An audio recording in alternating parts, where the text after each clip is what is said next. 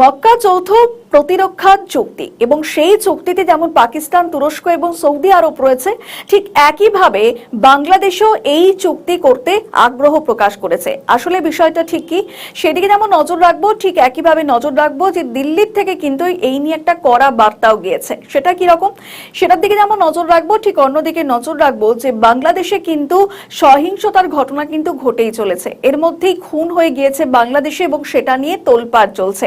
আদতে প্রশাসনের পক্ষ থেকে কি কি বলা হচ্ছে সবটাই নজর রাখবো। পাশাপাশি নজর রাখবো যে বাংলাদেশে এই মুহূর্তে জ্বালানি এবং গ্যাসের যেভাবে সংকট বাড়ছে, তাতে বিরোধীরা এবার হুঁশিয়ারি দিচ্ছে যে সরকারের বিরুদ্ধে তারা পথে নামবে। এখন তারেক রহমানের প্রশাসন কতটা কি সামাল দিতে পারে সেটাও একটা দেখার বিষয়, সেদিকে নজর রাখবো। অন্যদিকে নজর রাখবো তারেক রহমান যে দিল্লি সফর করবেন বলে জানিয়েছিলেন, কিন্তু সেটা এখন হচ্ছে না এবং এটা যে ভালোভাবে নেয়নি ভারত সেটাও পরিষ্কার। এখন এই ঘটনার পর দুই দেশের সম্পর্ক কোথায় গিয়ে পৌঁছয় সেদিকে নজর রাখবো। অন্যদিকে নজর রাখতেই হচ্ছে বাংলাদেশের আইন শৃঙ্খলা পরিস্থিতি এবং বাংলাদেশ সেনাবাহিনীর পক্ষ থেকে বা কি বলা হচ্ছে, সবটাই আমরা তুলে ধরবো আমাদের বিশেষ প্রতিবেদনের মাধ্যমে। দেশে বিদ্যুতের সমস্যা, লোডশেডিং এ মানুষের জীবন ওষ্ঠাগত, জানি গোটা দেশের মানুষ ক্ষোভে ফুঁসছে, তার মধ্যে সরকারের কোনো হুঁশ নেই। বিদ্যুৎ সংকট মোকাবিলা করার পরিবর্তে দোকানপাটি বন্ধ করার নির্দেশ দিচ্ছে সরকার। ঠিক সেই মুহূর্তে পথে নামার হুঁশিয়ারি এবার বিরোধীদের। এখন প্রশ্ন, বিরোধীরা পথে নামলে সামাল দিতে পারবেন তো তারেক রহমান?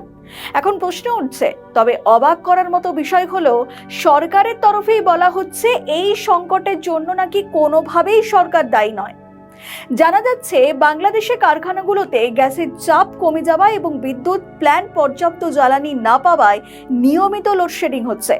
সিরামিক, তৈরি পোশাক এবং সার কারখানা সহ বহু শিল্প প্রতিষ্ঠানে উৎপাদন ব্যাহত হচ্ছে বা কারখানা বন্ধ রাখতে হচ্ছে। বিকল্প হিসাবে ডিজেল ব্যবহার করায় উৎপাদন খরচ অনেক বেড়ে গিয়েছে। অর্থাৎ দেশে এখন প্রবল সংকট হতেই থাকবে। আমাদের নতুন পেজ সাবস্ক্রাইব করুন আরও বাংলাদেশের খবর পেতে। সরকারকে মোকাবিলা করতে হবে বলে জানাচ্ছেন রাজনৈতিক বিশেষজ্ঞরা, কিন্তু সরকার কি সেটা করছে? তার মধ্যে এনসিপি নেতা এই সংকট নিয়ে সরব হয়েছেন। পাশাপাশি তিনি বলছেন এই সংকট না কাটলে তারা পথে নামবেন। ঠিক কি বলেছেন তিনি, এবার শোনাই আপনাদের। ভয়াবহ পেট্রোল এবং ডিজেল সংকট শুরু হয়েছিল এবং প্রচুর লাইন আমরা দেখতে পেয়েছিলাম এবং সংসদে তখন জ্বালানি মন্ত্রী তিনি প্রথমে দাবি করেছিলেন যে কোনো তেলের সংকট নেই, জ্বালানি সংকট নেই, এগুলো হচ্ছে পরিকল্পিতভাবে করা হয়েছে। পরবর্তীতে জাতীয় সংসদে একটা কমিটি করে এটার একটা প্রস্তাবনা তৈরি করা হয়। সেই কমিটিতে বিরোধী দল অংশ নিয়েছিল এবং আমরা সেখানে প্রস্তাবনা দিয়েছিলাম, কিন্তু সেই প্রস্তাবনা অনুযায়ী কোনো ব্যবস্থা নেওয়া হয়নি। সেই সময় জ্বালানি তেলের দাম রেকর্ড পরিমাণে বৃদ্ধি করা হয়েছিল। আমরা অকটেন হচ্ছে 20 টাকা লিটারে, পেট্রোল 19 টাকা, কেরোসিন 18 টাকা এবং ডিজেল 15 টাকা। এবং এই মূল্য বৃদ্ধিটা পণ্য পরিবহন, সেচ, কৃষি সহ আমাদের আরো অনেকগুলা সেক্টরে এটা সরাসরি প্রভাব বিস্তার করেছে। তবে মজার বিষয় হলো, তথ্য এবং সম্প্রচার মন্ত্রণালয় এবং সংস্কৃতি বিষয়ক মন্ত্রণালয়ের প্রধানমন্ত্রীর উপদেষ্টা ডক্টর জাহিদুর রহমান বলেছেন, দেশে বিদ্যুৎ সংকটের জন্য বর্তমান সরকারের ন্যূনতম কোনো দায় নেই। আমি কি করেছি, জিনিসপত্রের দাম আমি কত রেখেছি, বিদ্যুতের কি হয়েছে, এই বিদ্যুৎ সংকটের জন্য আমাদের ন্যূনতম কোনো দায় নেই। কিন্তু মাননীয় প্রধানমন্ত্রী কষ্টের জন্য দুঃখ প্রকাশ করেছেন, মানুষ কষ্ট পাচ্ছে। আর আমরা আগে যখন এটা হয়েছে তখন বলে বন্ধ করে দেখাই আগে কি ছিল, এইসব কথাবার্তা প্রবণতা নেই। তো এই জন্য বলছি, প্লিজ আপনারা আশা করি আমাদের অবস্থানটা বুঝতে পারছেন। এটা জনগণের নির্বাচিত একটা সরকার, খুবই বড় একটা বিজয় এই সরকারকে জনগণ দিয়েছে, দায়িত্বে পাঠিয়েছে। সরকার জনগণের এই কমিটমেন্ট রক্ষা অ্যাট এনি কস্ট করার সর্বোচ্চ চেষ্টা করবেই। এবং আমি বিশ্বাস করি এতদিন পর্যন্ত যেভাবে আপনারা কাজ করেছেন, আপনারা তখন আন্তরিকভাবে করেছেন, কিন্তু আচ্ছা খোলামেলা কথা বলাই ভালো, মানে এই ধরনের একটা সরকারের সাথে কিন্তু অনেক দিন আপনারা কাজ করেন না। আমি এভাবে যদি বলি, আপনারা যারা লম্বা সময় কাজ করছেন, আমি কথাটা বলে ফেলি এত ক্যামেরার সামনে, তারপরে বলছি, সাধারণত পার্সোনালি বলি, সেটা হচ্ছে এই ধরনের একটা সরকারের সাথে আপনারা দীর্ঘদিন কাজ করেন নাই। আপনারা কাজ করেছেন এমন একটা সরকার যে সরকারের নির্বাচিত হওয়ার দায় ছিল না। এখন সব থেকে বড় প্রশ্ন হলো, দেশে যেন একটাই ইস্যু হয়ে দাঁড়িয়েছে, আর সেটি হলো শেখ হাসিনা ইস্যু। কিন্তু আদেও কি তাই? কারণ দেশে এত সংকট, সেই সংকট সবকিছুই যেন চাপা পড়ে যাচ্ছে শেখ হাসিনা ইস্যু বা ভারতের সঙ্গে সম্পর্ক কেমন হবে সেই ইস্যুকে কেন্দ্র করে। কারণ জ্বালানি সংকট থেকে গ্যাসের সংকট কোনো কিছুই ঠিক করতে পারছে না তারেক সরকার। এদিকে 200 দিন পার করে ফেলেছে তারেক সরকার, ফলে জনগণকে তো জবাব দিতেই হবে। আদেও কি সেই জবাব দিতে পারবে সরকার? এই প্রশ্নটাই স্বাভাবিকভাবে উঠছে। আমাদের ভিডিও ভালো লাগলে লাইক ও শেয়ার করুন, কমেন্ট সেকশনে আপনাদের মতামত জানান। আরও ভিডিও পেতে আমাদের চ্যানেলটিকে সাবস্ক্রাইব করুন এবং প্রতি মুহূর্তে খবরের আপডেট পেতে প্রেস করুন বেল আইকন। সৌদি আরব, পাকিস্তান এবং তুরস্ক ঐতিহাসিক মক্কা যৌথ প্রতিরক্ষা চুক্তিতে আগ্রহ এবার বাংলাদেশের, কিন্তু সেই চুক্তি যে মোটেই ভারত ভালো চোখে দেখছে না সেটা পরিষ্কার হলো, যাতে কড়া প্রতিক্রিয়া দিয়েছেন যেমন রণধীর জয়সওয়াল। কিন্তু বাংলাদেশ কি সেটা বুঝতে পারছে? এবার যদি ভারত কোনো কড়া অ্যাকশনের পথে হাঁটে, তাতে কি সামলে উঠতে পারবেন তারেক রহমান? 2026 সালের 7ই আগস্ট সৌদি আরবের মক্কায় সৌদি আরব, পাকিস্তান এবং তুরস্ক ঐতিহাসিক মক্কা যৌথ প্রতিরক্ষা চুক্তি স্বাক্ষর করেছে। এই ত্রিপাক্ষিক চুক্তিতে যৌথ প্রতিরক্ষা নীতি গ্রহণ করা হয়েছে, যার ফলে 3 দেশের যে কোনো একটির ওপর সশস্ত্র আক্রমণ সব সদস্যের ওপর আক্রমণ বলে গণ্য হবে। আমাদের নতুন পেজ সাবস্ক্রাইব করুন আরও বাংলাদেশের খবর পেতে।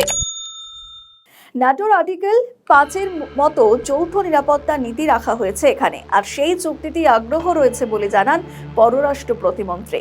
একটা আগ্রহ আছে, যারা আপনার মিডল ইস্টের স্টেক হোল্ডার আছেন, গ্লোবালি যারা মুসলিম ওয়ার্ল্ডে মানে বিভিন্ন কি স্টেক হোল্ডার্স, এখন বাংলাদেশের leadership, particularly honourable prime minister Tarique রহমানের লিডারশিপকে তারা অনেক জায়গায় মানে আমন্ত্রণ জানাচ্ছেন টু কাম অ্যান্ড পার্টিসিপেট। আর মক্কা নিয়ে তো সবসময় একটা আলাদা জায়গা, মক্কা বাংলাদেশের হৃদয়ের মানুষের হৃদয়ে। তো মানে ওখানে আমরা মিডল ইস্টে একটা মানে যদি হয়, এমনও হয় যে ইসলামিক নেশনসের মধ্যে একটা সিকিউরিটি প্যাক্ট হয়, তাহলে ওখানে তো আর অস্বাভাবিক না যাওয়া। So let's see, it's being viewed positively. এবার এই নিয়ে কড়া বার্তা দিয়েছেন ভারতের পররাষ্ট্র মন্ত্রণালয়ের মুখপাত্র রণধীর জয়সওয়াল। সৌদি সামরিক জোটে যোগ দেওয়াকে কেন্দ্র করে ক্ষুব্ধ নয়াদিল্লি, এবং সেটা স্পষ্ট হলো। মক্কা চুক্তিতে বাংলাদেশের আগ্রহ নজরদারিতে রাখছে দিল্লি। কিভাবে নজরদারিতে রাখছে পাকিস্তান, সৌদি আরব এবং তুরস্কের মধ্যে সম্প্রতি স্বাক্ষরিত মক্কা প্রতিরক্ষা চুক্তিতে বাংলাদেশের যোগদানের আগ্রহ প্রকাশের বিষয়টি নয়াদিল্লি অত্যন্ত নিবিড়ভাবে পর্যবেক্ষণ করছে বলে জানিয়েছে ভারতের পররাষ্ট্র মন্ত্রণালয়ের মুখপাত্র রণধীর জয়সওয়াল। ঠিকই বলেছেন তিনি, শুনুন। Continue to closely follow developments that are happening in the West Asia region, and also in the first instance, for your first question was also about some of these developments that are happening, and we're keeping a close eye on that. But having said that, let me say that we continue to stand for peaceful resolution of the conflict in West Asia through dialogue and diplomacy. এই ব্যাপারে তিনি বলছেন যে পশ্চিম এশিয়ার ঘটনাবলীর উপর নিবিড়ভাবে নজর রাখছে নয়াদিল্লি, অর্থাৎ ভারত ইতিবাচকভাবে দেখছে না বিষয়টি। রণধীর জয়সওয়াল বলেন, ভারত তার জাতীয় স্বার্থ সুরক্ষায় সম্পূর্ণ প্রতিশ্রুতিবদ্ধ এবং এই বিষয়ে প্রয়োজনীয় সব ধরনের পদক্ষেপ নেবে। বাংলাদেশের পররাষ্ট্র উপদেষ্টা হুমায়ুন কবির সম্প্রতি এক সাক্ষাৎকারে এই মক্কা প্রতিরক্ষা চুক্তিতে যোগদানের বিষয়ে ঢাকার আগ্রহ প্রকাশ করতেই কার্যত নয়াদিল্লির তরফ থেকে এই ধরনের বার্তা, যা আগামী দিনে এটা একটা বড় আকার নিতে পারে বলে বলছেন রাজনৈতিক বিশেষজ্ঞরা। এখন শেষমেশ বিষয়টা ঠিক কোথায় গিয়ে থামে, আদৌ থামে কিনা, নাকি পরবর্তী ক্ষেত্রে আরও বিপাকে পড়ে বাংলাদেশ, সেটাই দেখার। আমাদের ভিডিও ভালো লাগলে লাইক ও শেয়ার করুন, কমেন্ট সেকশনে আপনাদের মতামত জানান। আরও ভিডিও পেতে আমাদের চ্যানেলটিকে সাবস্ক্রাইব করুন এবং প্রতি মুহূর্তে খবরের আপডেট পেতে প্রেস করুন বেল আইকন। আদালতে একের পর এক ভুয়ো মামলা, যে মামলাগুলো আদালতে গৃহীতই হচ্ছে না। বিচারক পুরো মামলাটিকেই বাতিল করে দিচ্ছেন, এমন বহু মামলা রয়েছে। এখন প্রশ্ন, শুধুমাত্র আওয়ামী লীগের কর্মীদের সমর্থকদের জব্দ করতেই এই নিয়ম? শেখ হাসিনাকে না পেয়ে, তার মৃত্যুদণ্ড কার্যকর করতে না পেরে কি তার দলের কর্মীদের মামলা দেওয়া হচ্ছে? অবাক করার মতো বিষয়। বিএনপি সরকারের আইনমন্ত্রীর বক্তব্য শুনেই এই প্রশ্ন উঠে যাচ্ছে। বাংলাদেশে 2024 সালে জুলাই আগস্টের গণঅভ্যুত্থান এবং রাজনৈতিক পট পরিবর্তনের পর থেকে দেশের বিভিন্ন থানায় প্রচুর ভুয়ো সাজানো মামলার হিড়িক পড়েছে। এইসব মামলায় অনেক ক্ষেত্রে জীবিত ব্যক্তিকে মৃত দেখানো, পঙ্গু বা বিদেশে অবস্থানরত ব্যক্তিকে ঘটনাস্থলে উপস্থিত দেখিয়ে আসামি করার মতো চাঞ্চল্যকর তথ্য তদন্তে উঠে এসেছে। বেশিরভাগটাই হয়েছে মোহাম্মদ ইউনূসের অন্তর্বর্তীকালীন সরকারের আমলে। আমাদের নতুন পেজ সাবস্ক্রাইব করুন আরও বাংলাদেশের খবর পেতে। কিন্তু বিএনপির জমানাতেও কম নয়। রাজনৈতিক প্রতিপক্ষকে চাপে রাখা, ব্যক্তিগত শত্রুতা মেটানো এবং আর্থিক সুবিধা আদায়ের মাধ্যম হিসাবে অনেকে এইসব মামলাকে ব্যবহার করছেন। কিন্তু মজার বিষয় হলো, শেষ পর্যন্ত সেগুলির একটি চার্জশিট জমা করতে পারেনি পুলিশ। প্রাথমিক তদন্তে বহু মামলায় কাল্পনিক ঘটনা, ভুক্তভোগী এবং সাক্ষীদের অসত্য বয়ান এবং কোনো রকম প্রমাণ ছাড়াই ঢালাওভাবে শত শত মানুষকে আসামি করার প্রমাণ মিলেছে। এবার এই নিয়ে মন্তব্য করেছেন আইনমন্ত্রী আসাদুজ্জামান। ঠিক কি বলেছেন তিনি, শোনাই আপনাদের। মিথ্যা মামলা হচ্ছে না এটা আমরা বলবো না, তবে সেটা একটা ভিকটিম ফ্যামিলি বা রাজনৈতিকভাবে যদি কেউ ব্যক্তি যে আদালতের সামনে বা পুলিশ স্টেশনের সামনে যে মামলা করছে, সেই মামলা পুলিশ নিতে বা আদালত নিতে বাধ্য। এরপরে ওই মামলাগুলো আপনারা যারা কাজ করছেন তদন্ত করে দেখেন, দেখবেন 10 to 15% বেশি মানুষের বিরুদ্ধে কিন্তু চার্জশিট হচ্ছে না। আমরা এটা যাচাই বাছাই করছি। আমরা ওভারনাইট সবকিছু যে শেষ হবে সেটা আমরা বলতে পারি না। দুটো আইনের ব্যাপারে কথা হয়েছে, মানবাধিকার কমিশন আইন এবং গুম প্রতিকার ও প্রতিরোধ আইন। এই দুটো আইন তত্ত্বাবধায়ক সরকার সময়, ইন্টারিম গভর্নমেন্টের সময় অধ্যাদেশ আকারে করা ছিল। আমি তখন অ্যাটর্নি জেনারেল ছিলাম। অ্যাটর্নি জেনারেল কখনো আইনের ভেটিং এর সাথেও যুক্ত থাকেন না। অ্যাটর্নি জেনারেল হলেন রাষ্ট্রের আইনজীবী। যে সরকারটা ক্ষমতায়, সেই সরকারের আইনমন্ত্রী এই বক্তব্য রাখছেন। তাহলে কতটা ভুয়ো মামলার পরিমাণ বেড়েছে দেশে, সেটা সহজেই অনুমেয়। এই ধরনের হয়রানি বন্ধে পুলিশ এবং আদালত কঠোর পদক্ষেপ নিতে শুরু করেছে বলে জানাচ্ছেন তিনি। পর্যাপ্ত প্রমাণ না পাওয়ায় অনেককে সব মামলা থেকে অব্যাহতি দেওয়া হচ্ছে। তবে সাধারণ মানুষ এবং নিরপরাধ ব্যক্তিরা মাসের পর মাস আইনি জটিলতা এবং হয়রানির শিকার হচ্ছে, যেটা আইনমন্ত্রীও বলছেন। রাজনৈতিক বিশেষজ্ঞরা বলছেন, বিএনপির শীর্ষ মহল এই বক্তব্য রাখলেও নিচু স্তরে কি সেই বার্তা আদেও যাচ্ছে? অনেকে বলছেন, নিচু স্তর পর্যন্ত না যাওয়াতেই এমনভাবে সাধারণ মানুষ হয়রানি হচ্ছেন। যাদের আওয়ামী লীগের সঙ্গে কোনো যোগসূত্র নেই, তারাও এমন হয়রানির শিকার হচ্ছেন। এর শেষ কোথায়, এখন সেটাই বড় প্রশ্ন।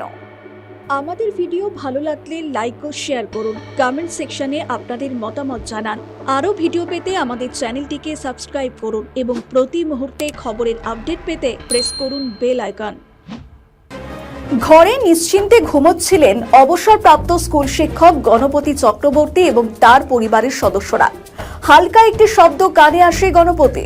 শব্দ অনুসরণ করে ছাদে গিয়ে দেখেন দুই যুবক বসে মাদক সেবন করছে। সঙ্গে সঙ্গে চিৎকার শুরু করেন গণপতি।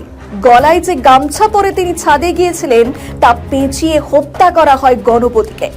প্রাথমিক তদন্তে অন্তত পুলিশ এমনটাই জানতে পেরেছে। পুলিশের দাবি, দুষ্কৃতীরা পালিয়ে যায়নি, নিচে নেমে এক এক করে বাড়ির বাকি সদস্যদেরও ঠান্ডা মাথায় হত্যা করে তারা। বাংলাদেশের রংপুরের নৃশংস হত্যাকাণ্ডের কিনারা করে এমনটাই জানিয়েছে রংপুর মহানগর পুলিশ। দুই দুষ্কৃতী 23 বছরের মুগ্ধ দাস এবং 19 বছরের সিদ্ধার্থ দাসকে ইতিমধ্যেই গ্রেপ্তার করা হয়েছে। এক পরিবারের 4 জনকে খুন করার এই হারিম করা ঘটনা নিয়ে সাংবাদিক সম্মেলন করেন রংপুরের পুলিশ কমিশনার মোহাম্মদ আব্দুল মামুন। ঘটনার বিবরণ দিতে গিয়ে আবেগতাড়িত হয়ে পড়তে দেখা যায় পুলিশ কমিশনারকে। শনিবার রাতে রংপুর নগরের মাছুয়াপাড়া এলাকায় একটি তালাবদ্ধ বাড়ি থেকে অবসরপ্রাপ্ত স্কুল শিক্ষক, তার স্ত্রী, মেয়ে এবং 12 বছরের ছেলের মরদেহ উদ্ধার হয়েছিল। ডাকাতের উদ্দেশ্যে 4 জনকে হত্যা করা হয় বলে প্রাথমিকভাবে ধারণা ছিল পুলিশের। তবে রবিবার একটি সাংবাদিক বৈঠক করে পুলিশ কমিশনার মোহাম্মদ আব্দুল বাবুদ জানিয়েছেন, মুগ্ধ দাস এবং সিদ্ধার্থ দাস পাশের একটি বাড়ি থেকে গণপতি চক্রবর্তীর বাড়ির ছাদে প্রবেশ করেছিলেন। সেখানেই তারা মাদক সেবন করছিলেন। তাদেরকে দেখে ফেলার কারণেই প্রথমে গণপতিকে হত্যা করা হয়। পুলিশের দাবি, পরে পরিচয় ফাঁস হয়ে যাবার ভয়ে তার স্ত্রী, মেয়ে, ছেলেকে মেরে ফেলা হয়। কারো দেহ উদ্ধার হয় সিঁড়ি থেকে, কারো খাটের তলায়। তবে পুলিশ জানিয়েছে, হত্যা করে ওই দুই যুবক বাড়ি থেকে বেরিয়ে যাননি। তারা দুজনেই ওই বাড়িতে কিছুক্ষণ সময় কাটান, বাড়ির বাথরুমে স্নান করেন, খেজুর এবং শশা খেয়ে তাদের কাছে থাকা বাকি মাদক সেবন করেন। এরপরেই হত্যাকাণ্ডকে ডাকাতি দেখানোর জন্য ঘরের জিনিস এলোমেলো করে দেওয়া হয়। এমনকি প্রমাণ নষ্ট করার জন্য পরিবারের দুটি মোবাইলকে ডিটারজেন্ট মিশিয়ে জলে ডুবিয়ে রাখা হয়েছিল। জানা গিয়েছে, 3 তলা বাড়ির 2য় তলায় গণপতির পরিবার থাকতেন। প্রথম এবং 3য় তলায় কাজ এখনো চলছে। 2য় তলার একটি ঘরের খাটের পাশে আয়ুষের লাশ পাওয়া যায়, তার গলায় কাপড় পেঁচানো ছিল। 3য় তলায় ওঠার সিঁড়িতে পাওয়া যায় প্রীতিলতা এবং আগামীর মৃতদেহ, তাদের গলায় দড়ি পেঁচানো ছিল।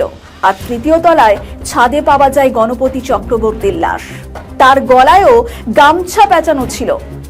তল্লাশির সময় পুলিশ লক্ষ্য করে বাড়ি থেকে টেলিভিশন, ল্যাপটপ এবং মুঠোফোন সহ বেশ কিছু গুরুত্বপূর্ণ জিনিসপত্র নিয়ে যায়নি দুষ্কৃতীরা। তবে সেখান থেকেই সন্দেহ বাড়ে পুলিশের। মাছুয়াপাড়া এলাকায় অভিযান চালিয়ে পুলিশ রবিবার ভোরে মুগ্ধ দাস এবং সিদ্ধার্থ দাসকে গ্রেপ্তার করে। মুগ্ধ দাস শহরের সিটি বাজারে মাছের দোকানে কাজ করেন। সিদ্ধার্থ দাস একটি স্বর্ণের দোকানে কারিগর হিসেবে কাজ করেন। দুজন সম্পর্কে মামাতো ভাই। পাকিস্তান, চীন এবং বাংলাদেশ ভারতের 3 গুরুত্বপূর্ণ প্রতিবেশী দেশ। 3 দেশের সঙ্গেই ভারতের আঞ্চলিক উত্তেজনা রয়েছে। প্রতিবেশী দেশগুলির সঙ্গে সম্পর্ক প্রসঙ্গে বলতে গিয়েই বিদেশমন্ত্রী এস জয়শঙ্কর বলেন, প্রতিবেশী দেশগুলোর সঙ্গে ভারতের সম্পর্ক পারস্পরিক স্বার্থের ভিত্তিতে হওয়া উচিত। ইকোনমিক টাইমস ওয়ার্ল্ড লিডার্স ফোরামে বক্তব্য রাখার সময় জয়শঙ্কর বলেন, প্রতিবেশী দেশগুলো সবসময় ভারতের স্বার্থ অনুযায়ী কাজ করবে এমন প্রত্যাশা নয়াদিল্লির নেই। তার মতে, 2 পক্ষই যখন নিজেদের স্বার্থের মধ্যে সাধারণ জায়গা খুঁজে পায় তখনই সম্পর্ক কার্যকরভাবে এগিয়ে যায়। বাংলাদেশের সাবেক প্রধানমন্ত্রী শেখ হাসিনাকে প্রত্যর্পণের দাবি এবং এই ইস্যুর সঙ্গে বাংলাদেশের প্রধানমন্ত্রী তারেক রহমানের সম্ভাব্য ভারত সফরকে যুক্ত করার খবরের বিষয়ে প্রশ্নের জবাবে জয়শঙ্কর বলেন, ভারত বাংলাদেশ আলোচনার বিস্তারিত তিনি প্রকাশ করতে চান না। তবে তিনি বলেন, দ্বিপাক্ষিক সম্পর্ককে পারস্পরিক স্বার্থের পরীক্ষায় উত্তীর্ণ হতে হবে। জয়শঙ্কর বলেন, যে কোনো সম্পর্ক কার্যকর হতে হলে তা পারস্পরিক স্বার্থের পরীক্ষায় উত্তীর্ণ হতে হবে। এটি তাদের জন্য কাজ করতে হবে, আমাদের জন্যও কাজ করতে হবে। তিনি আরো বলেন, ভারতের প্রতিবেশী দেশগুলোর বাস্তবতা সম্পর্কে নয়াদিল্লি যথেষ্ট সচেতন, তাই অন্য দেশগুলো শুধুমাত্র ভারতের স্বার্থ অনুযায়ী কাজ করবে এমন প্রত্যাশা করা হয় না। তার ভাষায়, আমাকে তাদের স্বার্থকে স্বীকৃতি দিতে এবং সম্মান করতে হবে, যেমন আমিও আশা করি তারাও আমার স্বার্থকে স্বীকৃতি দেবে এবং সম্মান করবে। জয়শঙ্কর বলেন, 2 পক্ষ যখন কোনো সমঝোতার জায়গা বা সাধারণ ভিত্তি খুঁজে পায় তখন সম্পর্ক স্বাভাবিকভাবে এগিয়ে যেতে পারে। প্রতিবেশী সব দেশের সঙ্গে ভারতের সম্পর্কের ক্ষেত্রে এই নীতি প্রযোজ্য বলে তিনি জানান। ভারত তারেক রহমানকে দ্বিপাক্ষিক সফরের জন্য আমন্ত্রণ জানিয়েছে। পাশাপাশি বিমস্টেকের চেয়ার হিসেবে তাকে আসন্ন ব্রিক্স সম্মেলনেও আমন্ত্রণ জানানো হয়েছে। আগামী সপ্তাহে তার ভারত সফরের পরিকল্পনা শেষ মুহূর্তে বাতিল হয়ে যায়। সংশ্লিষ্ট সূত্রের বরাত দিয়ে জানা গিয়েছে যে ভারত ও বাংলাদেশ এখন সফরের নতুন তারিখ নির্ধারণের জন্য যোগাযোগ রাখছে। চলতি মাসের শেষ দিকে অথবা সেপ্টেম্বরের শুরুতে সফরটি হতে পারে। ভারত বাংলাদেশ সম্পর্ক নতুন করে স্বাভাবিক করার ক্ষেত্রে তারেক রহমানের সফরকে গুরুত্বপূর্ণ হিসাবে দেখা হচ্ছে। শেখ হাসিনার ভারতে অবস্থান 2 দেশের সম্পর্কে দীর্ঘদিন ধরে একটি বড় অস্বস্তির কারণ হয়ে রয়েছে। অন্যদিকে আবার পাকিস্তানের প্রসঙ্গে জয়শঙ্কর বলেন, সন্ত্রাসবাদের বিষয়টি নিয়ে ভারতীয় সরকারের পক্ষে দেশের জনমতকে উপেক্ষা করা সম্ভব নয়। তিনি বলেন, ভারতে অনেকের ধারণা যে পাকিস্তান সন্ত্রাসবাদের বিষয়ে ভারতের দৃষ্টিভঙ্গি বোঝে না এবং ভারতের প্রতি সহানুভূতিশীল নয়। পাকিস্তান যুক্তরাষ্ট্র সম্পর্কের উন্নতি এবং এর ফলে ভারতের ওপর সম্ভাব্য প্রভাব সম্পর্কে প্রশ্ন করা হলে জয়শঙ্কর বলেন, যুক্তরাষ্ট্র এবং পাকিস্তানের মধ্যে দীর্ঘদিনের সম্পর্ক রয়েছে। তবে তিনি পাকিস্তানের ক্ষেত্রে সন্ত্রাসবাদ ব্যবহারের বিষয়টি আলাদাভাবে তুলে ধরেন। As you know, the US and Pakistan have a long history. Now, to a large extent, we have developed our own relationship with the United States. But here's the point. Pakistan is unique, not because, it's a neighbor of India. We have other neighbors.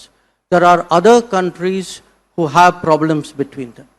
It is unique because in this day and age, there is no other country which uses terrorism so systematically and in such a sustained manner to attack and pressurize another neighbor. And that has an impact on public opinion in this country. So we are a democratic society. I'm a minister of a democratic polity. I cannot be impervious to what is the public opinion of my country. if public opinion of my country feels that terrorism is an issue on which, another country does not empathize with us, does not understand our point of view, or worse, then obviously it will have an impact. And obviously, if there is a public opinion, I have to take it into account where my policy making is concerned. তার বক্তব্য অনুযায়ী পাকিস্তান ভারতের প্রতিবেশী বলেই অনন্য নয়, বরং বর্তমান সময়ে অন্য কোনো দেশ তার আরেক প্রতিবেশীর উপর চাপ সৃষ্টি এবং হামলার জন্য এত পদ্ধতিগত এবং ধারাবাহিকভাবে সন্ত্রাসবাদ ব্যবহার করে না। পাকিস্তান, সৌদি আরব এবং তুরস্কের মতো স্বাক্ষরিত মক্কা যৌথ প্রতিরক্ষা চুক্তি নিয়েও কথা বলেন জয়শঙ্কর। চুক্তির স্বাক্ষরকারী দেশগুলো যে চলমান সামরিক পরিস্থিতির মুখোমুখি হচ্ছে, সেই পরিস্থিতিতে চুক্তিটি কি অর্জন করেছে তা নিয়ে তিনি প্রশ্ন তোলেন। তবে একই সঙ্গে তিনি বলেন, ভারতের নিরাপত্তা পরিস্থিতি মূল্যায়নের সময় এই চুক্তিকেও বিবেচনায় নেওয়া হবে। তিনি বলেন, ভারতের কৌশলগত হিসাবের ক্ষেত্রে সবকিছুর গুরুত্ব রয়েছে, সবকিছুরই একটি ওজন রয়েছে এবং কিছু বিষয়কে সময়ের সঙ্গে পরিণত হতে দিতে হয়। জয়শঙ্কর আরো বলেন, কোনো পক্ষ যদি ভারতের প্রতি বন্ধুত্বপূর্ণ মনোভাব না রাখে, সেই পক্ষের প্রতিটি পদক্ষেপই ভারতের কৌশলগত হিসাবের অংশ হবে। এবার চীনের সঙ্গে সম্পর্কের প্রসঙ্গে জয়শঙ্কর আবারও বলেন, সীমান্ত পরিস্থিতি দুই দেশের বৃহত্তর সম্পর্কের গতিপথ নির্ধারণ করবে। তিনি বলেন, ভারত ও চীন উভয়ই বড় অর্থনীতি, বৈশ্বিক সরবরাহ শৃঙ্খলের অংশ এবং একে অপরের গুরুত্বপূর্ণ বাজার। দুই দেশের মধ্যে অর্থনৈতিক যোগাযোগ রয়েছে এবং উভয়ই স্থিতিশীল সম্পর্ক বজায় রাখার রাজনৈতিক এবং কৌশলগত স্বার্থ রয়েছে। জয়শঙ্কর বলেন, 2020 সালের গ্রীষ্ম থেকে 2024 সালের শরৎ পর্যন্ত ভারত চীন সম্পর্ক অত্যন্ত কঠিন সময়ের মধ্যে দিয়ে গেছে, যার প্রধান কারণ ছিল সীমান্তবর্তী এলাকার পরিস্থিতি। তার কথায়, শেষ পর্যন্ত সীমান্ত এলাকায় শান্তি এবং স্থিতিশীলতা ভালো সম্পর্কের পূর্ব শর্ত। চীনের ভিসা পেতে ভারতীয় ব্যবসায়ীদের সমস্যার খবরও তিনি স্বীকার করেন এবং জানান বিষয়টি বেজিং এর কাছে তোলা হয়েছে। জয়শঙ্কর বলেন, ভারতের সক্ষমতা আরও বাড়াতে হবে এবং একই সঙ্গে চীন সহ বিশ্বের সমস্ত দেশের সঙ্গে যোগাযোগ এবং সম্পর্ক বজায় রাখতে হবে। তিনি বলেন, বিশ্ব প্রতিযোগিতামূলক আমাদের নিজেদের শক্তি বাড়াতে হবে। তার মতে ভারতের উচিত চীনের সঙ্গে আত্মবিশ্বাসের সঙ্গে মোকাবিলা করা এবং নিজের অবস্থানে দৃঢ় থাকা, যেমনটি ভারত সীমান্তের ক্ষেত্রেও করেছে।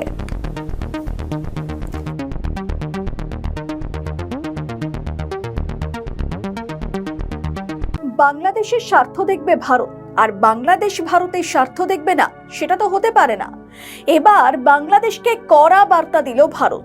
এর আগে বাংলাদেশকে ভারত বহুবার নরম সুরে কূটনৈতিক স্তরে নানা প্রতিক্রিয়া দিয়েছে, কিন্তু এবার কড়া বার্তা। কিন্তু কোন প্রেক্ষিতে বললেন ভারতের বিদেশমন্ত্রী এস জয়শঙ্কর? চলুন দেখা যাক। আমাদের নতুন পেজ সাবস্ক্রাইব করুন আরও বাংলাদেশের খবর পেতে। তারেক রহমানের দিল্লি সফর নিয়ে নতুন করে ভারত বাংলাদেশের সম্পর্কে উত্তেজনা ছড়িয়েছে। শেষমেশ তারেক রহমান যে দিল্লি সফর করছেন না, সেটাও এখন পরিষ্কার। ঠিক সেই সময় গঙ্গা জলবন্টন চুক্তি আদৌ পুনর্নবীকরণ করবে কিনা ভারত, সেটা নিয়ে নানা আলোচনা শুরু হয়েছে। ঠিক সেই মুহূর্তেই ভারতের বিদেশমন্ত্রীর বক্তব্য, প্রতিবেশী দেশগুলো সবসময় ভারতের স্বার্থ অনুযায়ী কাজ করবে এমন প্রত্যাশা নয়াদিল্লির নেই।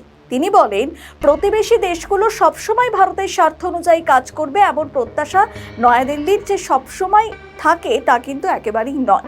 তার মতে দুই পক্ষই যখন নিজেদের স্বার্থের মধ্যে সাধারণ জায়গা খুঁজে পায়, তখনই সম্পর্ক কার্যকরভাবে এগিয়ে যায়। ইকোনমিক টাইমস ওয়ার্ল্ড লিডার্স ফোরামে বক্তব্য রাখার সময় এমনই বলেন বিদেশমন্ত্রী এস জয়শঙ্কর। অর্থাৎ নয়াদিল্লি সবসময় প্রত্যাশা করে না যে প্রতিবেশী দেশ সবসময় ভারতের স্বার্থ দেখবে, কিন্তু যখন দুই দেশের স্বার্থের কথা আসবে সেই সময় দেখা উচিত। রাজনৈতিক বিশেষজ্ঞরা বলছেন যে এই বার্তা মূলত বাংলাদেশের উদ্দেশ্যেই দিয়েছেন জয়শঙ্কর, কারণ এই মুহূর্তে চীন, পাকিস্তান এবং বাংলাদেশ যে যে কাজ করছে তাতে নিজেদের স্বার্থ দেখলেও অপর দেশটির স্বার্থ তারা দেখছে না, আর বাংলাদেশের ক্ষেত্রে সেটা তীব্রভাবে পর্যবেক্ষণ করা যাচ্ছে। ঠিক যেমন যে কোনো জ্বালানি সংকট হোক কিংবা গ্যাসের সমস্যা, ভারতে শরণাপন্ন হতে হচ্ছে বাংলাদেশকে। অথচ ভারতের ক্ষেত্রে সবথেকে বড় বিষয় হলো নিরাপত্তা, কিন্তু ভারত বাংলাদেশ সীমান্তে সেই বিষয়ে বাংলাদেশ সরকার কোনো পদক্ষেপই করছে না। এদিকে বারবার ভারত জানিয়েছে যে নিরাপত্তার দিক থেকে ভারত কিন্তু জিরো টলারেন্স, তবু সীমান্তবর্তী এলাকায় কোনো স্থিরতাই নেই বাংলাদেশের। এরপর হাসিনা ইস্যুকে কেন্দ্র করে ভারত বিরোধিতা রয়েছেই। এখন প্রশ্ন, পদ্মা পাড়ে সাহায্য লাগলে কেন ভারত বিরোধিতার কথা মনে পড়ে না তাদের? মোহাম্মদ ইউনূসের পর এখন তারেক রহমানের সরকারও সেই পথেই হাঁটছে। বাংলাদেশের সাবেক প্রধানমন্ত্রী শেখ হাসিনাকে প্রত্যর্পণের দাবি এবং এই ইস্যুর সঙ্গে বাংলাদেশের প্রধানমন্ত্রী তারেক রহমানের সম্ভাব্য ভারত সফরকে যুক্ত করার খবরের বিষয়ে প্রশ্নের জবাবে জয়শঙ্কর বলেন যে ভারত বাংলাদেশ আলোচনায় বিস্তারিত তিনি প্রকাশ করতে চান না, তবে তিনি বলেন দ্বিপাক্ষিক সম্পর্ককে পারস্পরিক স্বার্থের পরীক্ষায় উত্তীর্ণ হতে হবে। অর্থাৎ ভারত গভীরভাবে পর্যবেক্ষণ করছে বাংলাদেশ নিজেদের স্বার্থসিদ্ধি করতে যে কোনো মুহূর্তে ভারতের থেকে সহযোগিতা নিচ্ছে। অন্যদিকে ভারতের আমন্ত্রণে সাড়া দিচ্ছে না বাংলাদেশ, ফলে বাংলাদেশের যে কোনো মুহূর্তে যে কোনো সহযোগিতা লাগলে বা প্রয়োজন হলে কতটা সাহায্য করবে ভারত, এটা এখন সবথেকে বড় প্রশ্ন। আমাদের ভিডিও ভালো লাগলে লাইক ও শেয়ার করুন, কমেন্ট সেকশনে আপনাদের মতামত জানান। আরও ভিডিও পেতে আমাদের চ্যানেলটিকে সাবস্ক্রাইব করুন এবং প্রতি মুহূর্তে খবরের আপডেট পেতে প্রেস করুন বেল আইকন। বাংলাদেশে জঙ্গি তৎপরতা নিয়ে ফের মুখ খুললেন সেদেশের সাবেক প্রধানমন্ত্রী তথা আওয়ামী লীগ সভানেত্রী শেখ হাসিনার পুত্র সাজিব ওয়াজেদ জয়। গত 5ই আগস্ট দিল্লিতে তার মা হাসিনার ভার্চুয়াল সাংবাদিক বৈঠকে অনলাইনে হাজির হয়ে জয় বাংলাদেশের জঙ্গি তৎপরতা নিয়ে ভারত সরকারকেও সতর্ক করেছিলেন। বলেছিলেন বাংলাদেশ আরেকটি পাকিস্তান হতে চলেছে, যা ভারতের জন্য দুশ্চিন্তার। শনিবার এক্সে এক দীর্ঘ পোস্টে নিজের দেশের জঙ্গি গোষ্ঠীগুলির তৎপরতা এবং অতীতে বিএনপি খালেদা জিয়া সরকারের মতো বর্তমানে তারেক রহমানের প্রশাসনও জঙ্গি সন্ত্রাস দমনে হাত গুটিয়ে আছে বলে অভিযোগ করেছেন। তার বক্তব্য, জঙ্গি তৎপরতার ভয়াবহতার বিপদকে বর্তমান সরকার লঘু করে দেখছে। তাৎপর্যপূর্ণ বিষয় হল 5ই আগস্টে জয়ের দিল্লির অনুষ্ঠানে ভাষণের অল্প দিনের ব্যবধানে খোদ রাষ্ট্রসংঘ তাদের এক রিপোর্টে বাংলাদেশে আল কায়েদা এবং জামায়াতুল মুজাহিদিন বাংলাদেশ জেএমবি তৎপরতা নিয়ে গভীর উদ্বেগ প্রকাশ করে রিপোর্ট দিয়েছে। কিন্তু বাংলাদেশের স্বরাষ্ট্রমন্ত্রী সালাউদ্দিন আহমেদ ওই রিপোর্টকে তেমন গুরুত্ব দেননি। যদিও বাংলাদেশের গোয়েন্দা সংস্থাগুলির রিপোর্টে জঙ্গি তৎপরতা নিয়ে গভীর উদ্বেগ প্রকাশ করা হচ্ছে। মনে করা হচ্ছে যে দেশের বর্তমান রাজনৈতিক নেতৃত্ব তথা সরকার জঙ্গি নাশকতা নিয়ে তেমন কোনো মাথা ঘামাতে রাজি নয় বলেই পুলিশ এবং গোয়েন্দা সংস্থাগুলি নিজে থেকে তৎপর হচ্ছে না। চলতি মাসেই ঢাকা সহ বাংলাদেশের একাধিক জায়গায় বেশ কিছু বিস্ফোরণের ঘটনা ঘটেছে। অনেক জায়গাতেই বিস্ফোরক উদ্ধার করেছে জঙ্গি দমন পুলিশ। যদিও প্রতিটি ক্ষেত্রে জনসাধারণের কাছ থেকে পাওয়া তথ্যের ভিত্তিতে তারা অভিযান চালায়, পুলিশ এবং গোয়েন্দা বাহিনীর স্বতঃপ্রণোদিত তৎপরতা কম। রাষ্ট্রসংঘের রিপোর্টে বলা হয়েছে যে আল কায়েদা এবং জেএমবি একাধিক ভিন্ন নামে নেটওয়ার্ক তৈরি করেছে বাংলাদেশে। শেখ হাসিনার পুত্র জয় শনিবারের পোস্টে বলেছেন, ভারতীয় উপমহাদেশে আল কায়েদা দ্বিতীয় শীর্ষ নেতা মাওলানা ইকরামুল হক বর্তমানে বাংলাদেশে ঘা ঢাকা দিয়ে রয়েছে। 2024-এর পালাবদলের পর জামিনে মুক্ত ওই জঙ্গি নেতা এখন কোথায় আছে সে ব্যাপারে পুলিশ এবং গোয়েন্দা বাহিনীর কাছে সুস্পষ্ট তথ্য নেই। এমনকি কারাগার এবং থানায় থাকা ওই ব্যক্তি সংক্রান্ত নথিপত্রে ধুলো জমছে। জয় বলেছেন, মাওলানা ইকরামুল হক নামটি শুনলে হয়তো মনে করে হতে পারে যে তিনি একজন সাধারণ মাদ্রাসা শিক্ষক, কিন্তু বাংলাদেশের গোয়েন্দা সংস্থাগুলির কাছে এই ব্যক্তি এখন অন্যতম বড় মাথা ব্যথার কারণ। তিনি আল কায়েদা ইন দ্য ইন্ডিয়ান সাবকন্টিনেন্টের দ্বিতীয় সর্বোচ্চ পর্যায়ের নেতা বলে অভিযোগ রয়েছে। জামিনে মুক্তি পাওয়ার পর প্রায় 22 মাস ধরে তিনি নিখোঁজ বলে জানা গিয়েছে। 5টি ছদ্মনাম, একটি ভুয়ো ভারতীয় পাসপোর্ট এবং সীমান্তের ওপারে সন্ত্রাসবাদ সংক্রান্ত 10টি মামলা থাকা ওই জঙ্গি নেতাকে তারপরও বাংলাদেশের পুলিশ এবং গোয়েন্দা বাহিনী খুঁজে পাচ্ছে না। 2023 সালে শেখ হাসিনা সরকার ক্ষমতায় থাকার সময় মে মাসে ঢাকার মাদারটেক এলাকা থেকে যেখানে ইকরামুলকে গ্রেপ্তার করা হয়, আর সেই সময় তার স্ত্রী ফারিয়া আফরিনকেও আটক করা হয়েছিল। 16 দিনের রিমান্ডে জিজ্ঞাসাবাদের পর তাকে কাশিমপুর কারাগারে পাঠানো হয়, কিন্তু 2024 সালের অক্টোবরে সে জামিনে মুক্তি পান। এরপর থেকে তার আর কোনো সন্ধান পাওয়া যায়নি। জয় লিখেছেন, কারাগারের নথিতে তার বন্দি নম্বর 339/23 বলে উল্লেখ করেছে বলে জানা গিয়েছে এবং সবুজবাগ থানায় দায়ের করা একটি সন্ত্রাস বিরোধী মামলায় সে আসামি। এখন এই মামলার ফাইলে ধুলো জমে পড়ে আছে। গোয়েন্দা সূত্র অনুযায়ী ইকরামুল অত্যন্ত মেধাবী। 2007 সালে রেফাকুল মাদার সিসিল আরাবিয়ার অধীনে হিফজ পরীক্ষায় সে সারা দেশে প্রথম স্থান অর্জন করেছিল। বাংলা, উর্দু, আরবি এবং ইংরেজিতে সাবলীল। প্রযুক্তিতে তার দক্ষতা এতটাই বেশি যে আল কায়েদার ভারতীয় শাখায় যোগদানের অল্প সময়ের মধ্যেই সংগঠনের একটি বিভাগের গুরুত্বপূর্ণ ব্যক্তি হয়ে ওঠেন। সংগঠনের সদস্যদের জন্য সে নিয়মিত অনলাইন ক্লাস পরিচালনা করে বলে অভিযোগ রয়েছে। ভুয়ো পরিচয়ে সে একটি ভারতীয় পাসপোর্ট সংগ্রহ করেছিল বলেও অভিযোগ রয়েছে। তার কথিত ছদ্মনামগুলির মধ্যে রয়েছে আবু তালহা, মাওলানা সাবেদ, নূর হোসেন, মনসুর এবং মিলাদ। 5টি মুখোশ কিন্তু মুখ একটি। এদিকে জাতিসংঘ নিরাপত্তা পরিষদের সর্বশেষ প্রতিবেদনে স্পষ্ট সতর্কবার্তা দিয়ে বলা হয়েছে, আল কায়েদা বাংলাদেশে সক্রিয় সেল প্রতিষ্ঠার মাধ্যমে তাদের নেটওয়ার্ক সম্প্রসারণের চেষ্টা করছে। আল কায়েদার বাংলাদেশি শাখা হিসেবে পরিচিত আনসার আল ইসলাম একটি পুরনো সংগঠন। আফগানিস্তানের যুদ্ধক্ষেত্র থেকে ঝলকাঠির বিচারক হত্যাকাণ্ড এবং শেখ আব্দুর রহমানের মৃত্যুদণ্ড, অসংখ্য ঘটনার পিছনে আল কায়েদার দীর্ঘ ছায়া ছিল বলে রাষ্ট্রসংঘের রিপোর্টে প্রতিবেদনে দাবি করা হয়।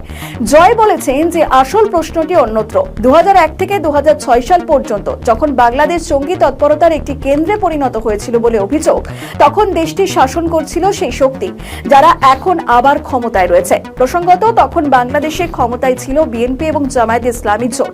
প্রধানমন্ত্রী ছিলেন প্রয়াত খালেদা জিয়া।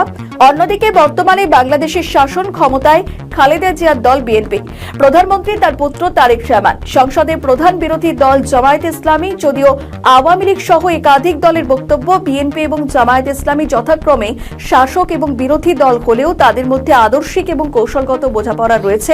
জয় বলেছেন, রিমান্ডে মৃত্যু, গুম, হত্যাকাণ্ড এবং বোমা হামলার ঘটনাগুলি নিয়ে সেই সময় স্মৃতি এখনো তাজা।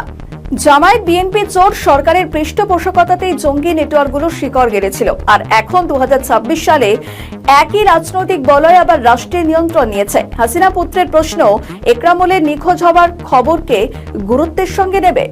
যে সরকারি জামায়াতের প্রতিনিধিত্ব মন্ত্রিসভায় রয়েছে বলে অভিযোগ করা হচ্ছে, তাদের কাছে আল কায়েদার দ্বিতীয় সর্বোচ্চ নেতার পালিয়ে যাওয়া হয়তো কেবল একটি ফাইল নম্বরের বেশি কিছু নয়। প্রসঙ্গত শুক্রবার 21শে আগস্ট ছিল বাংলাদেশের বহু আলোচিত গ্রেনেড হামলার 22 বছর। 2004 সালে 21শে আগস্ট ঢাকায় বঙ্গবন্ধু অ্যাভিনিউতে তৎকালীন বিরোধী নেত্রী শেখ হাসিনার জনসভায় গ্রেনেড হামলায় বহু মানুষ হতাহত হন। আর ওই হামলার জেরে শেখ হাসিনার একটি কানের শ্রবণ শক্তি হারিয়ে গিয়েছে, তাকে এখনো চিকিৎসা নিতে হয়। 2005 সালে খালেদা সরকারের সময়তেও 17 আগস্ট বাংলাদেশের 64 জেলায় 63টিতে প্রায় 500-র বেশি এলাকায় একসঙ্গে বিস্ফোরণ ঘটায় জঙ্গিরা। আর এই ঘটনায় 2 জন মারা গেলেও আহতের সংখ্যা ছিল 100-এর বেশি। জয় বলেছেন, এটা জানা গিয়েছে একরামুলের বাবা বলেছেন যে তার ছেলে নারায়ণগঞ্জের কোথাও একটি মাদ্রাসায় পড়াচ্ছে। পুলিশ সুপারও নাকি বলেছেন তিনি শুনেছেন একরামুল শিক্ষকতা করছেন এবং তাকে খুঁজে বের করার চেষ্টা চলছে। প্রায় 22 মাস কেটে গিয়েছে, অথচ 5টি ভিন্ন নামে পরিচিত একজন মানুষের অবস্থান এখনো জানা যায়নি। এখন আপাত দৃষ্টিতে অসহায় পরিস্থিতি স্বাভাবিকভাবেই সন্দেহ তৈরি করতে পারে যে ক্ষমতায় করিডোরের কাছাকাছি কেউ হয়তো পলাতক এই জঙ্গি নেতাকে সুরক্ষা দিচ্ছে। প্রায় 1 মাস আগে গোয়েন্দা কর্মকর্তারা একরামুলের পৈতৃক গ্রাম ময়মনসিংহে গিয়ে তার বাবার সঙ্গে কথা বলেছে বলে জানা গিয়েছে, কিন্তু সেই প্রচেষ্টাতেও কোনো ফল হয়নি। একরামুল যেন কোনো প্রমাণ না রেখে অদৃশ্য হয়ে গিয়েছে। 2016 সালে আমেরিকার বিদেশ মন্ত্রক আল কায়েদার এই শাখাটিকে একটি বৈশ্বিক সন্ত্রাসী সংগঠন হিসাবে ঘোষণা করেছিল। ভারত তাকে মোস্ট ওয়ান্টেড ব্যক্তিদের একজন হিসাবে বিবেচনা করে বলে জানা যায়। অথচ বাংলাদেশের মাটিতে সে অবাধে ঘুরে বেড়াচ্ছে, এমনকি কোন একটি মাদ্রাসায় শিক্ষকতাও করছেন বলে অভিযোগ রয়েছে। জাতিসংঘ সতর্কবার্তা দিচ্ছে, গোয়েন্দা সংস্থাগুলো মরিয়া হয়ে তাকে খুঁজছে বলে দাবি করা হচ্ছে। অথচ নতুন পুরনো এই বিএনপি জামায়াত সরকারের কাছে সবকিছুই যেন স্বাভাবিক। 2005 সালে ঝলকাঠির বিচারক হত্যাকাণ্ড থেকে শুরু করে 2024 সালে জামিনে আল কায়েদার নেতার মুক্তি পাওয়ার ঘটনায় মনে হচ্ছে ইতিহাস যেন আবারও নিজেকে পুনরাবৃত্তি করছে।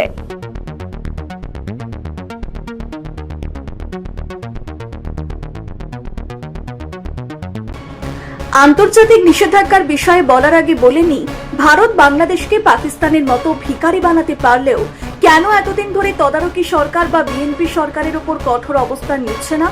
মাত্র 1 মাস সব রপ্তানি বন্ধ করে দিলেই তো বাংলাদেশ নিঃস্ব হয়ে যাবে। হাসিনার সময় বাংলাদেশের জিডিপি ছিল 6 থেকে 7-এর কাছাকাছি, আর এখন 2-এর নিচে নেমে গিয়েছে। দিন দিন অবস্থা আরো খারাপ হচ্ছে। এমনিতেই বাংলাদেশের উপর নরম মনোভাব দেখানোর কারণে ভারত সরকারের উপর চটে আছে আরএসএস। তবে কি বাংলাদেশকে কঠোর শিক্ষা দিতে চলেছে ভারত? ভারত যদি তেল, গ্যাস, বিদ্যুৎ, খাবার দেওয়া বন্ধ করে দেয়, কি হবে বাংলাদেশে? আগে বলেনি, বাংলাদেশে দ্রুত নেমে আসতে চলেছে আন্তর্জাতিক নিষেধাজ্ঞা। পাকিস্তানের মতো ঘোষিত জঙ্গি দেশটির কাছেও সম্ভবত দূতাবাসগুলি থেকে চাঁদা চাওয়ার বা হামলার হুমকি দেওয়ার কোনো নজির নেই, যে নজির সৃষ্টি করেছে বাংলাদেশের তৌহিদি জনগণ। বাংলাদেশে অবস্থিত 4টি দূতাবাস থেকে নাকি চাঁদা চাওয়া হয়েছে, যদিও পুলিশ বলছে অন্য কথা। তারা জেনে বুঝেই হয়তো সরকারকে বিপদে ফেলতে চাইছে, অথবা সরকারকে বাঁচাতে গিয়ে আরো বিপদে ফেলছে। কারণ চীন, জাপান, তুরস্ক এবং পাকিস্তানের দূতাবাস থেকে নাকি চাঁদা চাওয়া হয়েছে। চাঁদা না পেলে হামলার হুমকি দেওয়া হয়েছে। অন্য দূতাবাস থেকে কি অবস্থা নেওয়া হচ্ছে তা বোঝা না গেলেও এই ঘটনায় এবার চীনের সঙ্গে বিবাদ তারেক সরকারের। মানুষের মনে কৌতূহল, ঢাকাস্থ চীনা দূতাবাসে কি ঘটলো? ইমেলে হামলার হুমকির পর কেন চীনা দূতাবাসে ছুটে গেল পুলিশ এবং গোয়েন্দা কর্মকর্তারা? নিরাপত্তা নিয়ে চীনা দূতাবাসের কর্মকর্তাদের সঙ্গে পুলিশের অসন্তোষ এবং হট্টগোলের খবরই বা কেন সামনে এলো? ইমেলে যে হামলার কথা বলা হয়েছে তা পুলিশ চেপে দিতে চাইলেও পারবে না, কারণ দূতাবাস থেকে পুলিশে কোনো অভিযোগ জানানো হয়নি। অভিযোগ করা হয়েছিল পররাষ্ট্র মন্ত্রণালয়ে। বাংলাদেশের সরকার কোনো ব্যবস্থা নেবে না জেনেই তারা নিজেরাই নিজেদের গোয়েন্দা সংস্থাকে দিয়ে একটি তদন্ত করে দেখতে চাইছে ঘটনার সত্যতা কি আর কারা আছে এই ঘটনার পিছনে। জাতিসংঘ থেকে আগেই বলা হয়েছিল যে বাংলাদেশে আল কায়দা তাদের ঘাঁটি গেড়েছে, যদিও সরকার বলছে এটি ফ্যাসিবাদদের প্রোপাগান্ডা। কিন্তু তাহলে তো একটা প্রশ্ন থেকেই যায়, যখন জাতিসংঘ বলেছিল হাসিনার সরকারের হাতে 1400 মানুষ খুন হয়েছে, তখন সেটিকে বেদবাক্য বলে মেনে নিয়েছিল এবং সেই রিপোর্টের উপর ভিত্তি করেই তো হাসিনার বিচার ফাঁসির হয়ে গেল। তাহলে এখন কেন আল কায়দার রিপোর্টটি প্রোপাগান্ডা হবে? বাংলাদেশে আল কায়দা তৎপরতা নিয়ে জাতিসংঘের সতর্কতা প্রসঙ্গে স্বরাষ্ট্রমন্ত্রী সালাউদ্দিন আহমেদ জানিয়েছেন সরকার বিষয়টি আমলে নিচ্ছে না। তিনি আরও জানিয়েছেন প্রতিবেদনটি স্বরাষ্ট্রমন্ত্রী পড়েনি, তবে পত্রিকার মাধ্যমে জেনেছে। আমরা এগুলো আমলে নিচ্ছি না, রিপোর্টও এখনো পড়িনি। তাছাড়া আমি যতটুকু শুনেছি পত্রিকান্তরে, সেটা ওখানে বলা হয়েছে যে তারা একটা এজিউম করেছে আর কি, এটা অনুমান করেছে যে এরকম হতে পারে। তো অনুমান নির্ভর কোনো রিপোর্টের উপর আমরা তো অ্যাকশন করতে পারি না। ইমেলে হুমকি কি শুধু 4টি দেশে দূতাবাসই করা হয়েছে নাকি আরো অন্যান্য দূতাবাসেও হয়েছে তা এখনো জানা যায়নি। তবে আল কায়দার ঘাঁটি তৈরির কারণে বাংলাদেশে দ্রুত আন্তর্জাতিক নিষেধাজ্ঞা আসতে চলেছে। অন্যদিকে তারেক রহমান ভারত সফরকে শুধু না বলেছেন তাই নয়, ভারতকে অপমান করার পাশাপাশি তারা ভারত বিরোধী জোটে যুক্ত হতে চাইছে। এমনিতেই বাংলাদেশের উপর নরম মনোভাব দেখানোর কারণে ভারত সরকারের উপর চটে আছে আরএসএস। এই পরিস্থিতিতে বাংলাদেশ যদি মক্কা জোটে যোগ দেয়, তাহলে বাংলাদেশের কপালে শনি নাচতে বাধ্য। কারণ যখনই বিপদে পড়বে তখন ভারতের কাছে তেল, গ্যাস, বিদ্যুৎ, খাদ্যপণ্য চাইবে, আর ভারতের বিরুদ্ধে ষড়যন্ত্র করবে। ভারত আর সেটি মেনে নেবে না। এবার বিএনপির ওপর কড়া অবস্থান নেওয়ার সময় এসে গিয়েছে। বিশেষজ্ঞরা মনে করছেন ভারত এবার মুখে না বললেও কাজে কঠোর অবস্থান নিতে চলেছে। মাত্র 1 মাস ভারত থেকে সব আমদানি রপ্তানি বন্ধ করে দিলে বাংলাদেশ বিদেশি রেমিটেন্সের ওপর নির্ভর করে কতদিন দেশ চালাতে পারবে? কারণ যেসব দেশের সঙ্গে বাংলাদেশ নতুন করে সম্পর্ক তৈরি করছে তারা কেউ বাংলাদেশকে তেল, গ্যাস, বিদ্যুৎ দেবে না। এবার হয়তো সময়ের অপেক্ষা, যখন ভারত বাংলাদেশকে বলে দেবে তাদের প্রয়োজনীয় চাহিদাগুলি নতুন বন্ধু দেশগুলির থেকে আমদানি করুক। ব্যুরো রিপোর্ট, নিউজ বর্তমান। আমাদের নতুন পেজ সাবস্ক্রাইব করুন আরও বাংলাদেশের খবর পেতে। বহু আলোচিত ভারত সফর হলো না তারেক রহমানের। এখন সবথেকে আলোচনার বিষয়, গঙ্গা জলবন্টন চুক্তি কি আদৌ পুনর্নবীকরণ হবে? পুনর্নবীকরণ কি আদৌ করবে ভারত? এমন প্রশ্নই উঠছে। যদি এই চুক্তি পুনর্নবীকরণ না হয়, সেক্ষেত্রে মহা বিপদে পড়বে বাংলাদেশ। বাংলাদেশের একটি অঞ্চলে প্রবলভাবে জল সংকট দেখা দেবে। ঠিক কোন এলাকায় মহাসংকট দেখা দিতে পারে? পাশাপাশি কেনই বা বলা হচ্ছে ভারত এই চুক্তি আটকে দিতে পারে? আদতে কি পরিস্থিতি? চলুন আলোচনা করা যাক। আমাদের নতুন পেজ সাবস্ক্রাইব করুন আরও বাংলাদেশের খবর পেতে। বেগম খালেদা জিয়ার জানাজায় বাংলাদেশ সফর করেছিলেন ভারতের বিদেশমন্ত্রী এস জয়শঙ্কর। ঠিক তখন প্রধানমন্ত্রী নরেন্দ্র মোদী শোকবার্তা দেন তারেক রহমানের হাতে। পাশাপাশি প্রধানমন্ত্রী হিসাবে যখন তারেক রহমান শপথ গ্রহণ করেন, তখন ভারতের তরফে তারেক রহমান সহ তার গোটা পরিবারকে ভারত সফরের আমন্ত্রণ জানানো হয়, অর্থাৎ দ্বিপক্ষীয় সফরের আমন্ত্রণ জানানো হয়। এরপর ব্রিক্স সম্মেলনে যোগদানের জন্য তারেক রহমানকে আমন্ত্রণ জানান ভারতের প্রধানমন্ত্রী। বাংলাদেশ ব্রিক্সের সদস্যভুক্ত দেশ না হলেও তারপরও তাকে আমন্ত্রণ জানানো হয়েছে, কিন্তু বহু টালবাহানার পর দেখা গেল সেই সফর হচ্ছে না। এদিকে ডিসেম্বরে গঙ্গা জলবন্টন চুক্তির মেয়াদ শেষ হচ্ছে। এদিকে বাংলাদেশ আগেভাগে ভারতকে চিঠি পাঠিয়েছে যাতে চুক্তির মেয়াদ শেষ হয়ে গেলেও যেন ভারত সেটি আপাতত চালু রাখে। তবে সূত্রের খবর, ভারত কোনো উত্তর দেয়নি। মনে করা হয়েছিল তারেক রহমান ভারত সফর করলে তবেই সেটি আলোচনা হবে ভারতের সঙ্গে, কিন্তু এখন দেখা যাচ্ছে তারেক রহমান ভারত সফর করবেন না। পরবর্তীকালে আদেও হবে কিনা সেটাই সন্দেহ, কারণ শেখ হাসিনা কেন দিল্লিতে সংবাদ সম্মেলন করেছেন এটা নিয়ে ক্ষুব্ধ ঢাকা, কিন্তু ভারতের তরফেও খুব একটা ইতিবাচক বিষয় লক্ষ্য করা যাচ্ছে না। যেমন পররাষ্ট্র মন্ত্রণালয়ের মুখপাত্র রণধীর জয়সওয়ালকে এই বিষয়ে প্রশ্ন করা হলে তিনি কি বলেছেন একবার শুনুন। Ganga Water Treaty was signed in 1996 for a period of 30 years, and all water-related issues, river-related issues between India and Bangladesh are discussed as part of the agenda of the Bilateral Joint Rivers Commission. Further meetings of the Joint Committee of the Ganga Water Treaty, they continue to be held at the technical level. কিন্তু প্রশ্নটা অন্য জায়গায়। শেখ হাসিনা ইস্যুকে কেন্দ্র করে কি বাংলাদেশের বর্তমান সরকার বাংলাদেশবাসীর স্বার্থ দেখবে না? দুই দেশের কূটনৈতিক লড়াইয়ে কি বাংলাদেশবাসীর একাংশ বঞ্চিত হবে? এই প্রশ্ন স্বাভাবিকভাবেই উঠছে, কারণ এই চুক্তি পুনর্নবীকরণ না হলে বাংলাদেশের দক্ষিণ পশ্চিমাঞ্চলে মারাত্মক জলের সংকট দেখা দিতে পারে, যা কৃষি, মৎস্য সম্পদ এবং সুন্দরবনের মতো পরিবেশগত ব্যবস্থার উপর দীর্ঘমেয়াদী নেতিবাচক প্রভাব ফেলবে।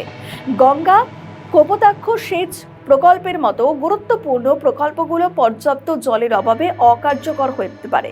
কৃষি উৎপাদনে হ্রাস পেয়ে শুষ্ক মৌসুমে জলের অভাবে দেশের দক্ষিণ পশ্চিমাঞ্চলের ধান এবং অন্যান্য ফসল উৎপাদনে বড় ধরনের ধস নামতে পারে।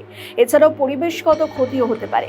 ভূগর্ভস্থ জলের স্তর নিচে নেমে যাওয়ায় যেখানে জলের তীব্র আরও সংকট দেখা দিতে পারে।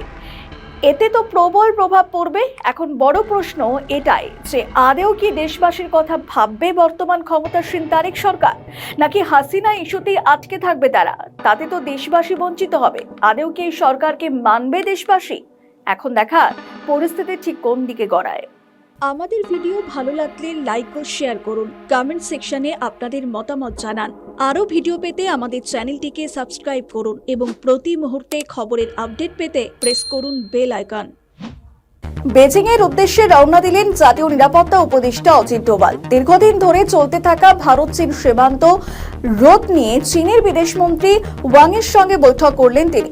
25তম দফার ভারত চীন বিশেষ প্রতিনিধি পর্যায়ের এই বৈঠকে যোগ দিতেই চীনের পথে ডোভাল। সরকারের শীর্ষস্থানীয় সূত্রের মতে আলোচনার মূল বিষয় হবে সীমান্তে স্থিতিশীলতা বজায় রাখা এবং প্রকৃত নিয়ন্ত্রণ রেখা অর্থাৎ এলএসি বরাবর উত্তেজনা কমানো। ডোভালের বেজিং সফর চীনের প্রেসিডেন্ট শি জিনপিং এর আসন্ন ভারত সফর এবং ব্রিক্স সম্মেলনের আগে এই সফরকে বিশেষ তাৎপর্যপূর্ণ বলে মনে করা হচ্ছে। দুই বিশেষ প্রতিনিধি এলএসি বরাবর বর্তমান পরিস্থিতি নিয়ে বিস্তারিত পর্যালোচনা করবেন। এর মধ্যে অরুণাচল প্রদেশের আপার সুবনসিরি অঞ্চলে চীনা সেনাবাহিনীর আগ্রাসী অবস্থান নিয়ে সাম্প্রতিক রিপোর্ট সামনে এসেছে। আর এই বৈঠকে আলোচনার মূল বিষয় হলো বিশেষ প্রতিনিধি পর্যায়ের এই বৈঠকে ডোভাল ও ওয়াংই ৩,৪৮৮ কিলোমিটার দীর্ঘ ভারত চীন সীমান্ত বিরোধের সমাধানের জন্য পারস্পরিকভাবে গ্রহণযোগ্য কাঠামো নিয়ে আলোচনা করবেন। সাম্প্রতিক সময়ে অরুণাচল প্রদেশে চীনের তৎপরতার খবরের পরিপ্রেক্ষিতে সীমান্তে শান্তি বজায় রাখা এবং নতুন করে উত্তেজনা এড়ানোর উপর বিশেষ গুরুত্ব দেওয়া হবে। একই সঙ্গে 2024 সালের অক্টোবরে সেনা প্রত্যাহারের ব্যবস্থা এবং তার পরবর্তী পদক্ষেপগুলিও পর্যালোচনা করা হবে। 2020 সালের গালওয়ান উপত্যকার সংঘর্ষের পর ধীরে ধীরে যে স্বাভাবিকরণ প্রক্রিয়া শুরু হয়েছে তার অংশ হিসাবে সীমান্তে টহল দেওয়ার অধিকার পুনরুদ্ধার এবং পরিস্থিতি আরও স্বাভাবিক করার বিষয়ে আলোচনা হতে পারে। এছাড়াও WMCC কাঠামোর অধীনে গঠিত বিশেষজ্ঞ গোষ্ঠীর কাজ নিয়েও আলোচনা হবে। আর এই গোষ্ঠীর মূল লক্ষ্য হল সীমান্তের উপযুক্ত এলাকার সীমানা নির্ধারণে প্রাথমিক পদক্ষেপগুলি নিয়ে কাজ করা, পূর্ব এবং মধ্য সেক্টরে সীমান্ত ব্যবস্থাপনা আরও শক্তিশালী করার বিষয়টিও আলোচনায় আসবে। আর এর মধ্যে জেনারেল লেভেল মেকানিজম প্রতিষ্ঠার সম্ভাবনাও রয়েছে। পাশাপাশি পশ্চিম সেক্টরে বর্তমানে চালু থাকা ব্যবস্থাটিও পর্যালোচনা করা হবে। দুই দেশ সামগ্রিক ভারত চীন সম্পর্কের পর্যালোচনা করবে। 2005 সালে political parameters and guiding principles সংক্রান্ত চুক্তিকে আরও সুদৃঢ় করার বিষয়ে আলোচনা হতে হবে। অন্যদিকে আবার 12 এবং 13 সেপ্টেম্বর ব্রিক্স সম্মেলনকে সামনে রেখে সীমান্তে উত্তেজনা কমিয়ে একটি ইতিবাচক পরিবেশ তৈরি করাই এই আলোচনার অন্যতম লক্ষ্য। সীমান্ত ব্যবস্থাপনা, পারস্পরিক আস্থা বাড়ানোর পদক্ষেপ এবং সীমান্ত সংক্রান্ত সহযোগিতার মতো বিষয়ও আলোচনায় থাকবে। চীন এবং ভারত এখনো আনুষ্ঠানিকভাবে শি জিনপিং এর ভারত সফর নিশ্চিত করেনি, তবে দুই দেশের কর্মকর্তারাই আশা করছেন তিনি ব্রিক্স সম্মেলনে যোগ দেবেন এবং শি সফর হলে সম্মেলনের ফাঁকে প্রধানমন্ত্রী নরেন্দ্র মোদীর সঙ্গে তার বৈঠকের পথও প্রশস্ত হতে পারে।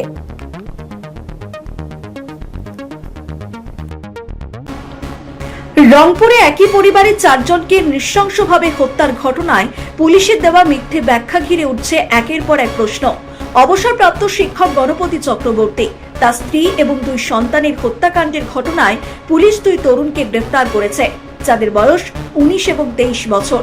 পুলিশ দাবি করছে ইয়াবা সেবনে বাধা দেওয়াই হত্যার মূল কারণ, কিন্তু পুলিশের এই বক্তব্য কতটা বিশ্বাসযোগ্য? কেন হত্যার কারণ নিয়ে পুলিশের বক্তব্যে এসেছে ভিন্নতা? ঘটনাস্থল, হত্যার সময় কম, আসামিদের ভূমিকা এবং পুলিশের দাবির সঙ্গে উঠে আসছে বিভিন্ন প্রশ্ন। আসলে কি ঘটেছিল রংপুরে? একটি হিন্দু পরিবারকে হত্যার দায়ে আরো 2 হিন্দু পরিবারকে শেষ করে দেওয়ার এই অপচেষ্টা কেন? কোন তহিদি জনতাকে বাঁচাতে পুলিশ সাংবাদিকদের সামনে চোখের জল ফেলে নাটক করে যাচ্ছে? গণপতি চক্রবর্তী স্যার ছিলেন একটা সম্মানিত লোক। ওনার ফ্যামিলি ছিল, কারোর সাথে কোনো কলহ বিবাদ কিছু ছিল না। মুগ্ধ দাস এবং সিদ্ধার্থ পাশের বিল্ডিং এর উপর দিয়ে ওনাদের ছাদে আসে।